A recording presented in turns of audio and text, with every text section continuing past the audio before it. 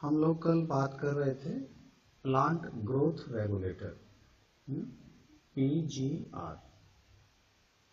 आपको बताया गया कि प्लांट्स में 5 ऐसे अलग अलग टाइप के केमिकल आइडेंटिफाई हुए जो प्लांट की ग्रोथ और डेवलपमेंट को प्रभावित कर रहे थे। इन अलग अलग टाइप के केमिकल्स को हमने नाम दिया PGR। हमने देखा कुछ इंडोल के डेरिवेटिव थे, उनका हमने नाम दे दिया ऑक्जिन। इंडोल के डेरिवेटिव कंपाउंड को क्या नाम दिया? ऑक्जिन। हमने देखा कुछ एडिनिन के भी डेरिवेटिव थे, एडिनिन के डेरिवेटिव को नाम दिया हमने साइटोकाइनिन। हमने देखा कैरोटीनॉइड के भी डेरिवेटिव थे, कैरोटीनॉइड हमने नाम दिया एब्सिसिक एसिड। और कुछ टर्पीन्स के भी कंपाउंड थे जो टर्पीन्स से बने थे, हमने उनको नाम दिया जिब्रेलिक एसिड। ठीक है। और इथिलीन एक और आइडेंटिफाई हुआ बाद में, इथिलीन वो तो गैस के रूप में था, तो उसको तो इतना याद रखने की जरूरत नहीं है। ये 4 आपको याद रखना था कि कौन किसका डेरिवेटिव है, ये कंपाउंड कैसे हैं। एक भी PGR की डिस्कवरी जानबूझ के नहीं हुई, अचानक से कुछ और कर रहे थे और हमको कुछ और केमिकल मिल गया जिसका फंक्शन हमको बाद में पता चला। तो किसी भी PGR का अगर डिस्कवरी बात करें तो ऐसा कभी साइंटिस्ट लोगों ने सोच के नहीं किया कि चलो प्लांट के अंदर केमिकल ढूंढते हैं, ऐसा कुछ नहीं था। वो तो कुछ ऑब्जर्वेशन हुआ, उसका कारण फिर जाना, तो उसका कारण फिर प्लांट हार्मोन निकला। कल मैंने बात किया आपको ऑक्जिन का डिस्कवरी कैसे हुआ। तो ऑक्जिन का डिस्कवरी एक्चुअली जो चार्ल्स डार्विन थे, वो एक्चुअली कैनरी ग्रास के ऊपर कुछ स्टडी कर रहे थे। कैनरी ग्रास उन्होंने देखा, कैनरी ग्रास के कोलेप्टाइल सनलाइट की तरफ मुंह बेंड कर रहे हैं, तो एक ऑब्जर्वेशन था, उनको लगा आखिर ऐसा क्यों हो रहा है। तो उसके बहुत साल के बाद जब हमारे FW वेंट साहब आए, उन्होंने भी सेम ऑब्जर्वेशन देखा और उन्होंने देखा ओट प्लांट के ऊपर, और उन्होंने ओट प्लांट के आगे के टिप पार्ट का जब जूस निकाल के देखा कि उस जूस से भी बेंडिंग हो रहा है। जब उसको फिल्टर पेपर पे ट्राई किया तो उससे भी बेंडिंग हो रहा था। फिर बाद में FW वेंट ने उस जूस में से वो केमिकल आइडेंटिफाई किया जो प्लांट को मोड़ने के लिए रेस्पॉन्सिबल था, और उस केमिकल का नाम रखा गया ऑक्जिन। ये था एक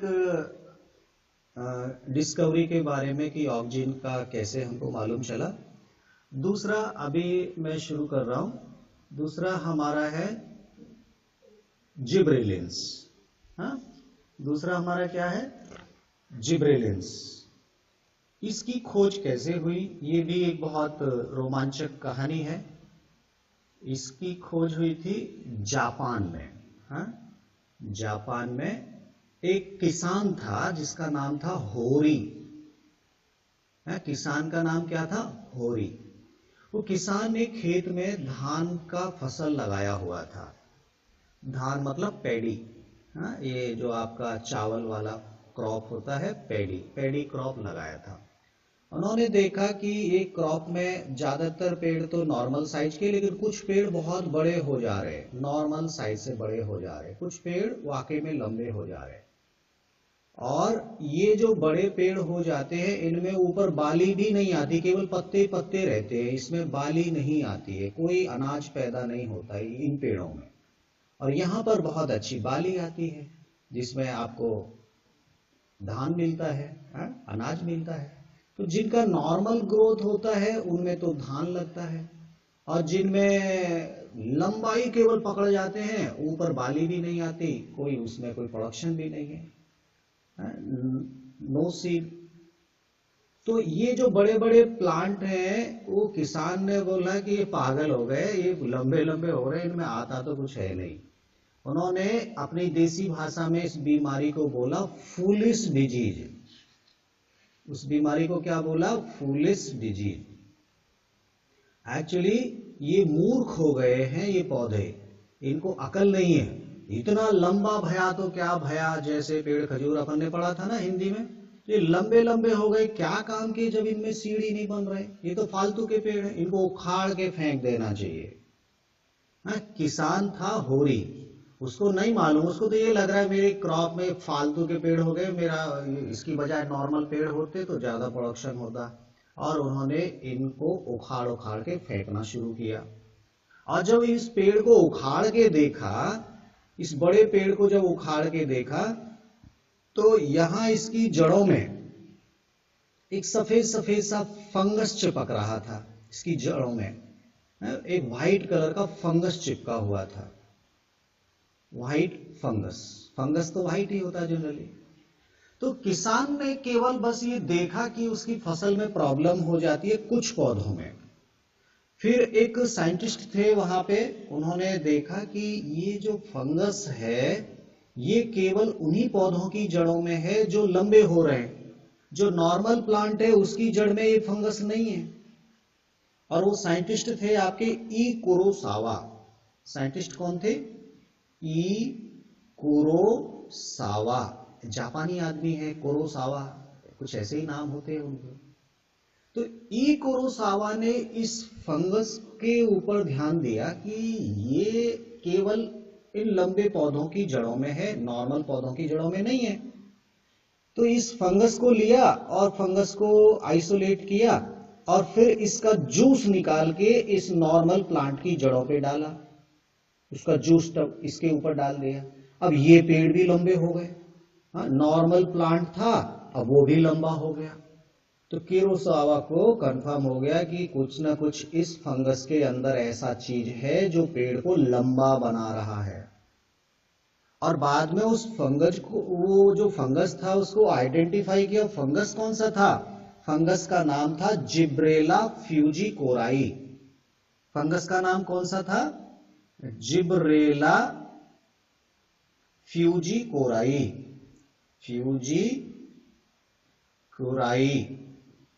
ये फंगस था, जिब्रेला फ्यूजिकोराई। तो इस फंगस के कारण ही पेड़ों में फूलिश डिजीज हो रहा है। इस फूलिश डिजीज को बेकेन डिजीज भी कहते हैं। बेकेन डिजीज, चाहे फूलिश डिजीज, फूलिश तो उनका नॉर्मल था कि ये प्लांट बेवकूफ हो गए, पागल हो गए, लंबे लंबे हो जा रहे, कुछ आता नहीं है इनमें, और बीमारी, वैसे उसको बेकेन डिजीज बोला। तो बेकेन डिजीज का रेस्पॉन्सिबल कौन था? ये व्हाइट कलर का फंगस था जो उसकी रूट के ऊपर डेवलप हो जाता है। और ये फंगस कुछ ऐसे केमिकल रिलीज करता है इस प्लांट में जो इस प्लांट को लंबा कर देते हैं, इसको बहुत लंबा बना देते हैं। तो जिब्रेला फ्यूजिकोराई नाम के फंगस से वो केमिकल सबसे पहले आइसोलेट हुआ जो प्लांट को लंबा करने की पावर रखता है, और उस केमिकल को बाद में जिब्रेलिन्स के नाम से जाना गया। ऐसे और भी कई केमिकल कंपाउंड मिले जो पेड़ को लंबा करते हैं। उन सभी केमिकल को हम जिब्रेलिन के नाम से ही जानते हैं। तो है ना कहानी बहुत बढ़िया। जापान में होरी नाम का जो किसान था, उसने देखा कि बेकिंग डिजीज हो रही है कुछ पौधों में। उखाड़ के देखा तो जड़ों पे फंगस लगा हुआ था उन पौधों के। वो फंगस का जूस जब नॉर्मल प्लांट की जड़ों पे डाला तो वो भी बेवकूफ बन गया था, पेड़ वो भी लंबा लंबा हो गया था। तो कहीं ना कहीं कुरोसावा ने आइडेंटिफाई किया कि this fungus is responsible for this disease, और बाद में उस फंगस में से वो केमिकल आइडेंटिफाई किया जिसके कारण पेड़ लंबे हो रहे थे। तो ये भी एक अचानक से एक ऑब्जर्वेशन था कि भाई पेड़ लंबा क्यों हो गया। अब जानबूझ के तो हम हार्मोन्स नहीं ढूंढ रहे थे कि प्लांट हार्मोन चलो ढूंढा जाए, बस वो तो मिल गया हमको। ऐसे ही जो साइटोकाइनिन की भी बात करते हैं, वो भी बहुत बढ़िया कहानी है साइटोकाइनिन की। साइटोकाइनिन की खोज कैसे हुई ये भी आप थोड़ा समझिए। साइटोकाइनिन एक्चुअली क्या कराते हैं? सेल डिवीजन कराते हैं कोई भी टिश्यू में। तो आपका एक क्लास 12 में टॉपिक आएगा टिश्यू कल्चर। क्लास 12 में एक टॉपिक आएगा टिश्यू कल्चर। टिश्यू कल्चर क्या होता है? एक्चुअली देखिए, आप थोड़ा सा गौर से देखिए। किसी भी लाइफ का जो स्टार्टिंग होता है वो एक सिंगल सेल से होता है, जिसे हम बोलते हैं जाइगोट।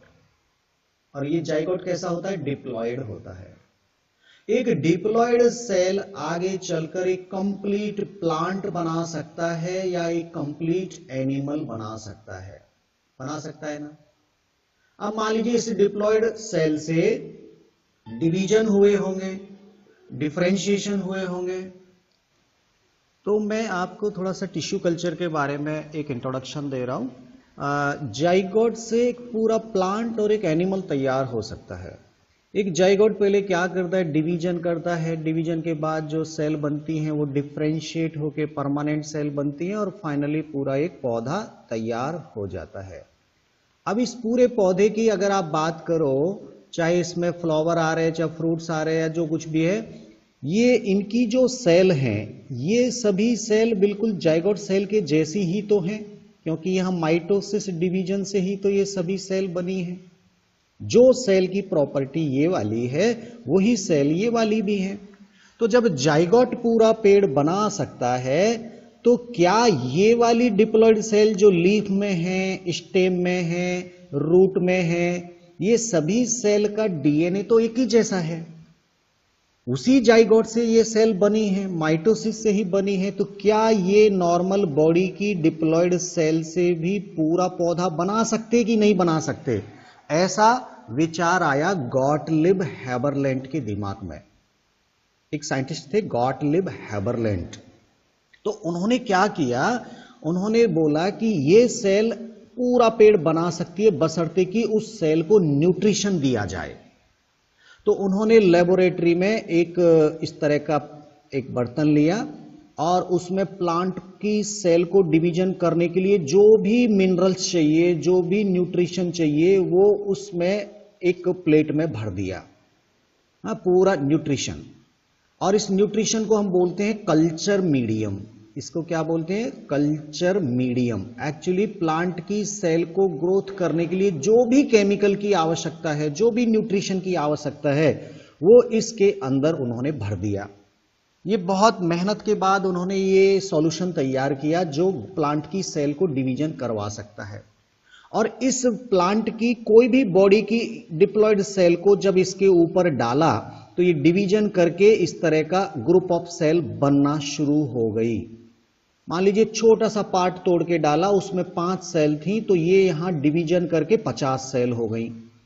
लेकिन ये प्लांट में डेवलप नहीं हो रही थी, ये केवल एक गुच्छा बन गया था अनडिफरेंशिएटेड सेल का। जैसे जो एपिकल मेरिस्टेम में ये सब सेल होती हैं, ये वाली सेल प्लांट की किसी भी सेल में चेंज हो सकती हैं। यही सेल परमानेंट होकर जाइलम बना सकती हैं, यही सेल परमानेंट होकर फ्लोएम बना सकती हैं, यही सेल उसका कॉर्टेक्स बना सकती हैं। बिल्कुल ऐसी ही सेल का एक गुच्छा बन गया था ये। इस गुच्छे को हम बोलते हैं, जब हम टिश्यू कल्चर पढ़ेंगे तो इस गुच्छे को बोलते हैं कैलस। इस गुच्छे को क्या बोलते हैं? कैलस बोलते हैं। तो ये कैलस बन गया। लेकिन गॉटलिब हैबरलैंड के दिमाग में तो क्या चल रहा था कि मुझे तो पूरा प्लांट बनाना है। एक्चुअली ये सेल डिफरेंशिएट नहीं हो रही थी। तो अचानक से क्या हुआ, उनकी लैब में कोई एक आया और उन्होंने बोला, यार ऐसे थोड़ी होता है, इस सॉल्यूशन में कुछ ना कुछ कमी है जो प्लांट को डेवलप नहीं होने दे रही। केवल सेल सेल सेल बन रही हैं, लेकिन ये प्लांट में कन्वर्ट नहीं हो पा रही, डिफरेंशिएशन नहीं हो पा रही हैं।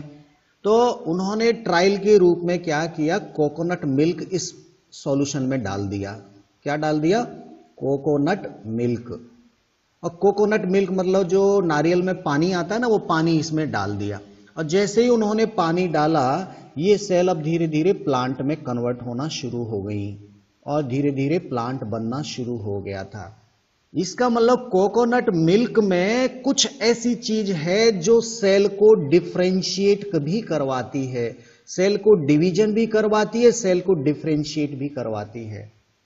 तो कोकोनट मिल्क का इंपॉर्टेंस, ये एक नॉर्मल एक्सपेरिमेंट था, वैसे डाल दिया उन्होंने, जानबूझ के नहीं डाला कि ऐसा थोड़ी पता था कि कोकोनट।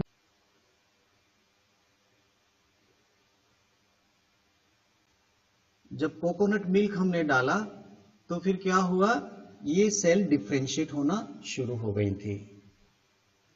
तो ये फिर बाद में ये आइडेंटिफाई किया गया कि आखिर कोकोनट में ऐसा कोई केमिकल है जो प्लांट को डिफरेंशिएट और इलोंगेट सेल डिवीजन, खासतौर पे मैं बात करूंगा सेल डिवीजन को प्रमोट कर रहा था और कहीं ना कहीं सेल डिफरेंशिएशन को भी प्रमोट कर रहा था। तो ये कोकोनट मिल्क में फिर बाद में उस केमिकल को जब आइडेंटिफाई किया तो फिर उसमें हमको मिला साइटोकाइन।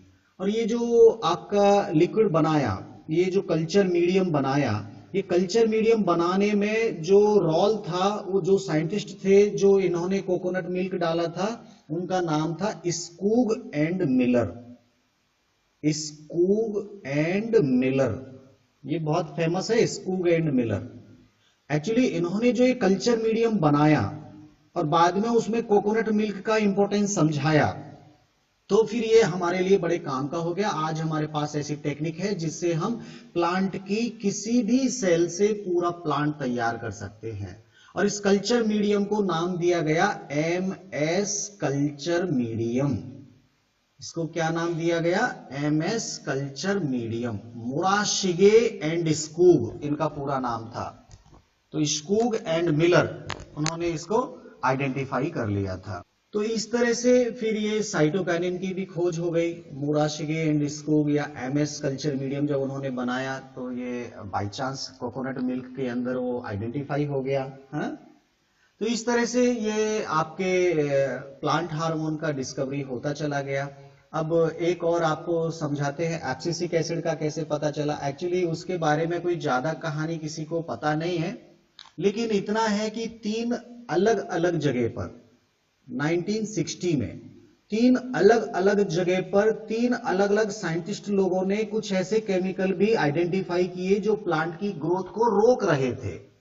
और बाद में उन केमिकल का जब उन्होंने स्ट्रक्चर देखा कि वो सब लगभग एक ही जैसे ही सिमिलर स्ट्रक्चर वाले कंपाउंड हैं, फिर उनका नाम दे दिया गया एब्सिसिक एसिड। वो सब के सब एसिडिक नेचर के थे तो उनको नाम दे दिया गया एब्सिसिक एसिड, ABA बोलते हैं शॉर्ट में। तो इनका नाम ज्यादा हमको नहीं मालूम है। 1960 में 3 अलग अलग जगह पर लगभग एक ही जैसे केमिकल को आइडेंटिफाई किया गया और वो एब्सिसिक एसिड की खोज हुई। इन्होंने भी जानबूझ के नहीं किया, कुछ ऐसे ही कोई कहानी इसके बारे में रही होगी, ज्यादा डिटेल इसके बारे में नहीं मिलता है। लेकिन एथिलीन का एक कहानी मिलता है। एथिलीन गैस की खोज कैसे हुई? एक्चुअली इथिलीन गैस है, मालूम नहीं चला कि ये भी प्लांट की डिफरेंशिएशन या ग्रोथ के लिए जिम्मेदार हो सकती है।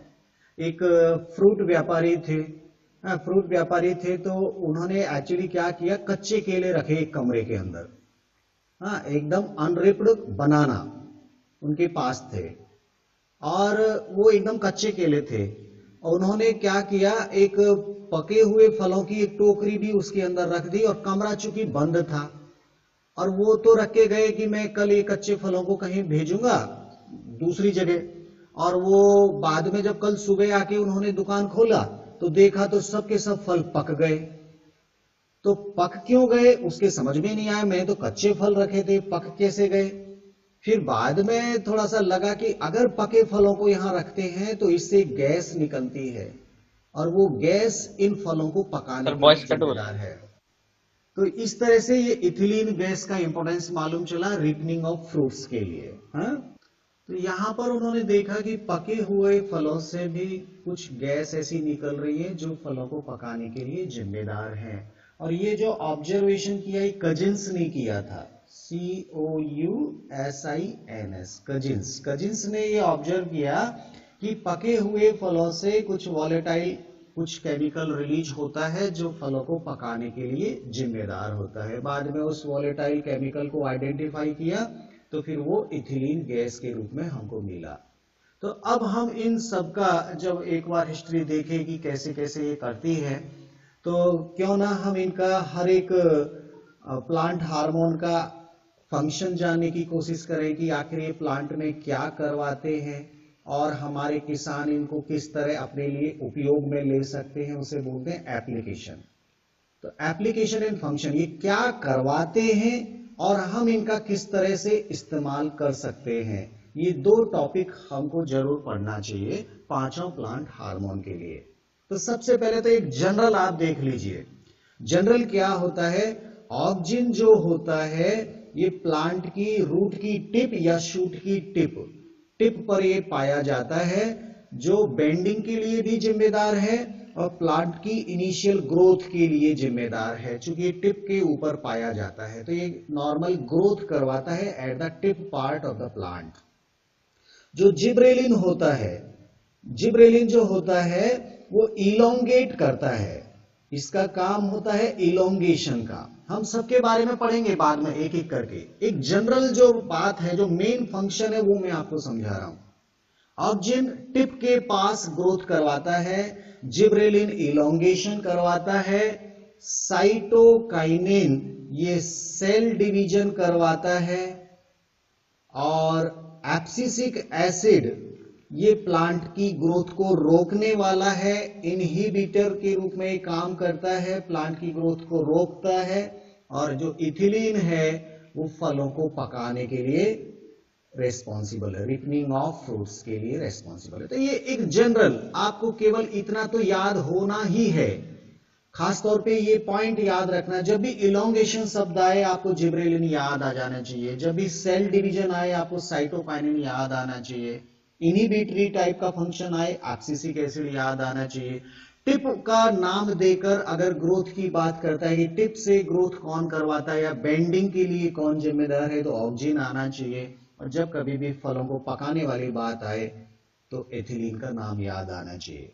तो अब हम देखते हैं एक के बाद एक कि हर एक प्लांट हार्मोन के क्या फंक्शन होते हैं, वो क्या कर सकता है प्लांट में, और हम उसका किस तरह से इस्तेमाल कर सकते हैं, उसका एप्लीकेशन क्या है।